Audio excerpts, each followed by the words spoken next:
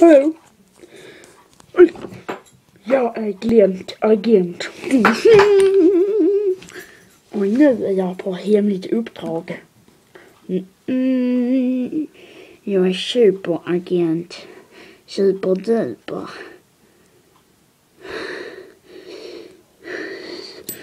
Och nu så ska vi ut och sjunga bovar. Fast jag vet inte riktigt som jag kan tänka på att nu ska jag vara i mitt gäng. Fast jag har ett gäng. Jag är en spion som jobbar ensam. Jag brukar inte ha några som hjälper till eller kanske förstör för mig mina superuppdrag. Hittills har jag fångat Bananmannen. Han är en hemlig superskurk som går iväg och stjäl andras bananer. Där har ni namnet. Bananmannen. Och sen så är det ju Gorgonzola-skurken. Han gör Gorgonzola, sen kastar han det på folk inom fönsterna. Det är jätteelakt. Men nu så måste vi faktiskt iväg.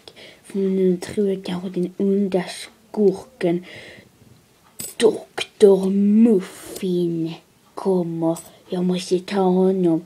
Vet ni vad han gör? Han bakar muffins av ingredienser han stjäl från sin granne och andra som går förbi.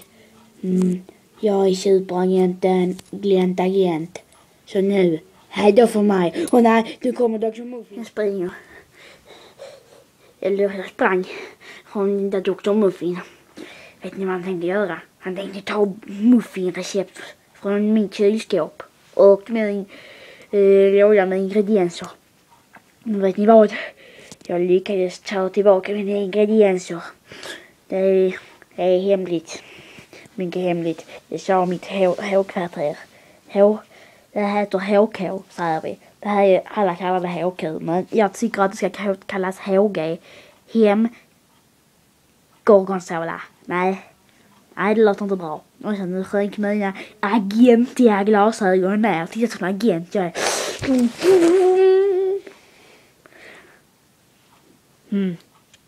Oj då. Ja, det kan hända lite olika saker här när man är iväg på spaning.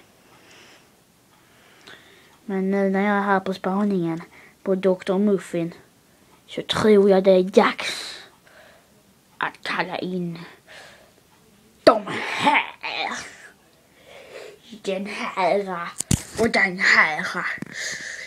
Det här är Rut. Och det här är Mulle. Ja. Men nu så tror jag det är dags att gå iväg och agenta sig. Dun, dun, dun, dun.